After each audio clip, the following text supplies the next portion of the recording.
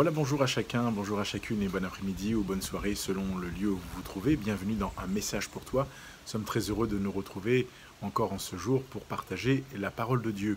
Pendant que les autres nous rejoignent et pour leur permettre de se connecter, je vous propose de marquer une très courte pause en secondes et nous nous retrouvons dans quelques instants. Et nous lirons ce jour dans le Proverbe chapitre 20 et le verset 22. Proverbe chapitre 20, verset 22. À tout de suite. Vous regardez un message pour toi. Jésus sauve. Jésus guérit. Jésus t'aime. Jésus revient bientôt.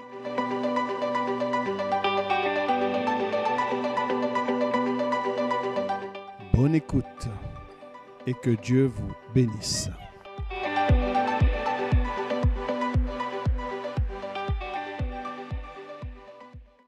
Nous poursuivons notre partage de ce jour et je salue tous ceux qui nous ont rejoints entre-temps.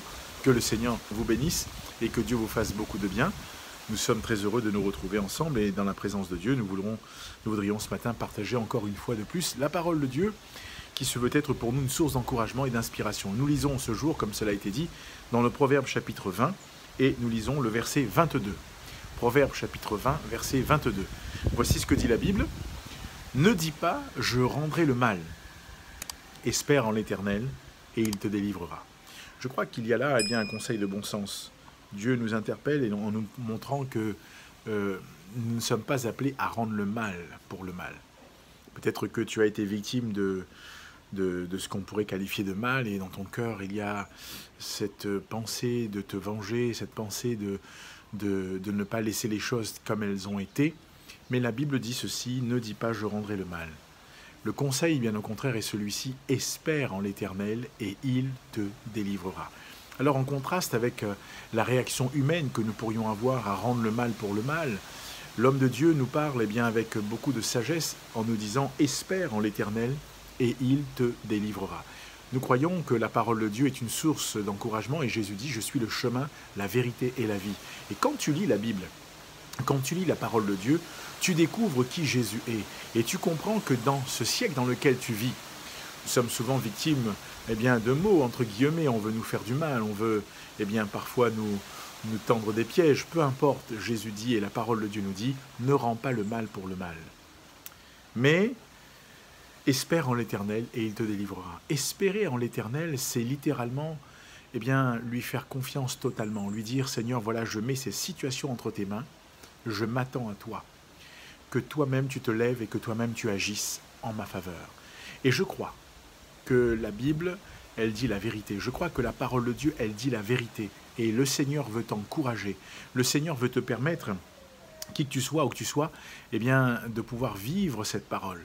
Et dans notre cœur, si nous sommes honnêtes avec nous-mêmes, si nous voulons vivre cette parole, mettons-la en pratique. Y a-t-il quelque chose, un fait, une difficulté qui t'aurait atteint et qui t'aurait fait souffrir ? Aurais-tu pensé quelques secondes, là encore, à te venger ou à tirer, entre guillemets, parti de cette affaire? Laisse cela aux pieds du Seigneur.